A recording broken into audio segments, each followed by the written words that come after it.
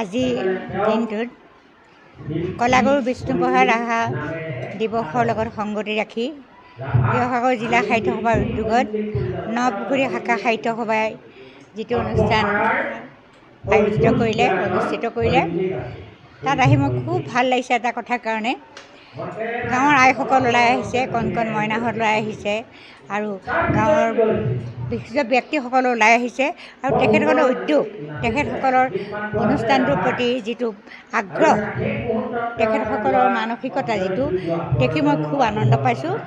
এইটো কাৰণে পাইছোঁ, এইটো কথা গম পাইছোঁ যে এনেকুৱা অনুষ্ঠান এই অঞ্চলত, মৰাণ গাঁও অঞ্চলত আগে পাছে হোৱা নাই। সাহিত্য সভা, জিলা সাহিত্য সভাৰ অনুষ্ঠান এনেকৈ প্ৰতিযোগিতাসমূহৰ যোগেদি গীত, নৃত্য, সমান নৃত্য এনেকুৱা এটা অনুষ্ঠান হোৱা নাই। বাস্তৱিকতে অনুষ্ঠানটো বৰ সুন্দৰ হৈছে।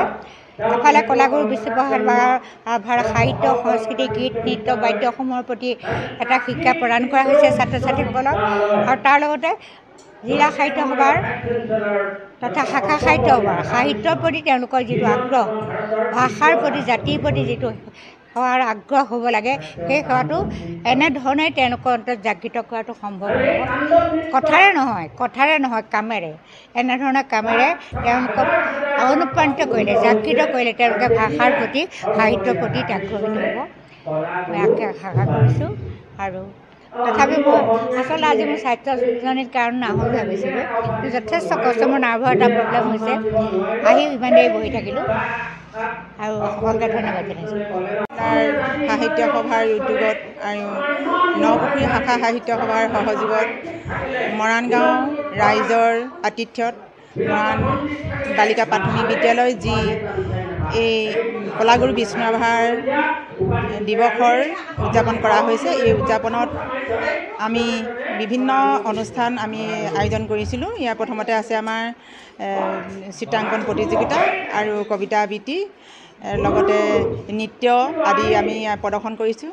আৰু আমি সকলোৱে জানো যে আমাৰ বিশেষকৈ এতিয়া আমাৰ আছে যে শিক্ষা জগতৰ আমাৰ কৈছে শিশুকেন্দ্ৰিক আমাৰ শিক্ষা, এই শিক্ষাটোৰ লগত সংগতি ৰাখিয়ে আমি এই অনুষ্ঠানভাগি আয়োজন কৰিছিলোঁ ছাত্ৰ ছাত্ৰীসকলৰ উত্তৰণৰ দিশৰ বাবে।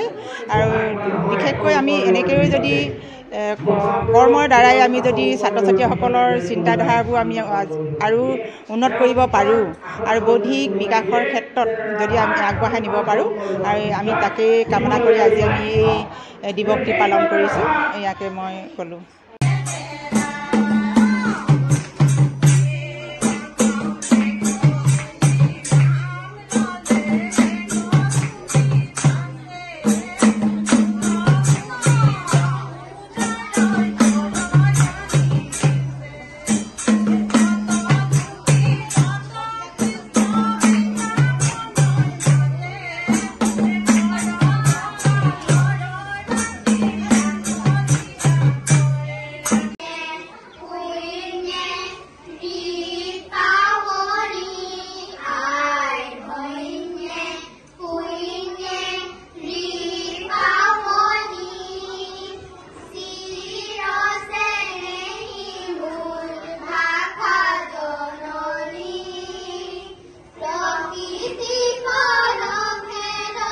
শিৱসাগৰ জিলাৰ সাহিত্য সভাৰ উপ সভাপতি শ্ৰদ্ধাৰ বিনোৱা তাইদেৱ, তেখেতকো আমি আমাৰ মঞ্চলৈ আমন্ত্ৰণ জনাইছোঁ।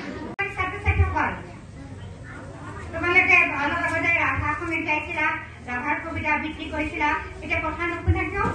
ৰাভাই কি কৈছিলে জানানে? গাঁৱে ভূঞে, নগৰে চহৰে, পাহাৰে কন্দৰে ঘূৰি ফুৰিছিলে, ঘূৰি ফুৰি সুৰবিলাক বিচাৰি ফুৰিছিলে। অপসাধাৰণ মানুহৰ লগত তেওঁলোকৰ প্ৰাণৰ লগত মিলিত হ'বলৈ যত্ন কৰিছিলে, আৰু সেই সকলো সুৰ আনি ৰাভা সংগীতৰ লগত সংযোজন কৰি এটা দায়িত্বভাৰ গ্ৰহণ কৰিছিল আমাৰ অঞ্চলৰ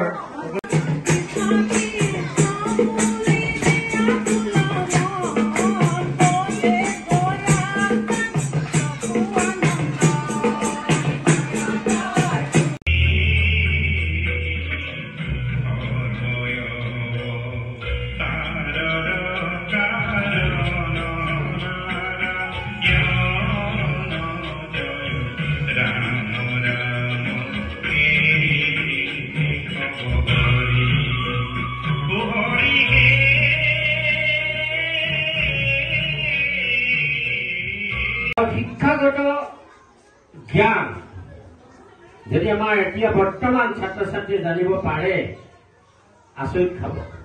অসমৰ ভিতৰত